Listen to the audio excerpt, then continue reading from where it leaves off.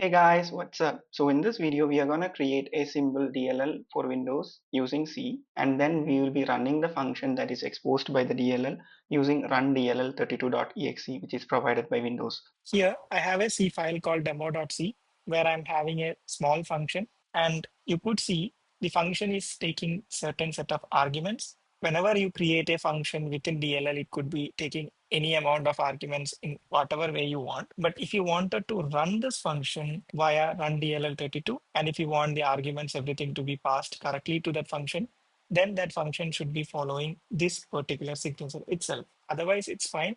But if you want to run that function using run DLL32.exe, it should be having the signature. So we have defined it. And inside this function, we are invoking a Win32 API, MessageBoxA. And this function is actually used to show a message box onto the screen. And it actually takes 4 parameters. Let's go to the documentation. It's a Win32 API and it takes 4 arguments. First is specifying the honor window for the message box. In our case, we are passing it null. That means we don't have an honor window for the message box. And the second one is the message that is to be shown itself.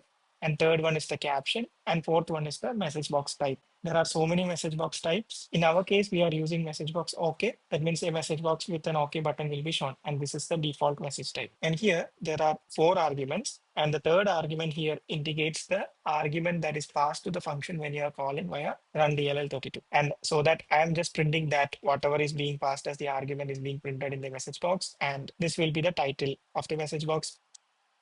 Now we'll go to the developer console. We'll be using the CCPP compiler from Microsoft. And I wanted to create a dynamic library, not an executable. So I'll be using /ld, and then I will be using demo.c. Then I will be specifying user32.lib. Now let's go back to the documentation. If you click on requirements, you could see that the function is implemented inside user32.dll. And in order for the symbols to resolve correctly, that is while compiling and linking, the message box A should be resolved correctly. For that, we should be using user32.lib.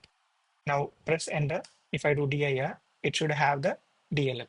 Now you could use a tool called dumpin/exports, and you could say demo.dll, and you could see that it is exporting a function called say hello. Now you could use run DLL32.exe, which is present in system32, and then you could specify the DLL name. Then you could put a comma and say the function name. Now whatever you pass after this with a space is considered as the arguments, and entire argument is given as a single string to the function.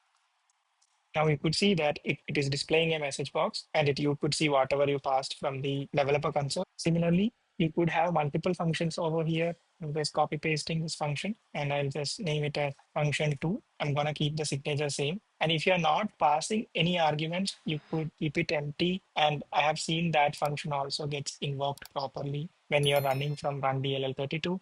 But it's always good to have the signature if you want it to run from run DLL32.exe. And this time, I'm just going to change the message box title to something else, function2, so that we could differentiate, switch to developer console, compile it again. And if you now do exports, you could see that it is exporting 2 functions. Now you could use run DLL again, and you could give function2. Now it's giving an empty message box with the title function2 because we did not pass any arguments. It's just empty. And now you could see hello here. If you give an incorrect function name, it's going to throw an error saying that this particular entry point or entry is not present. Hope you guys enjoyed this video. Thanks for watching. Don't forget to like and subscribe. Thank you.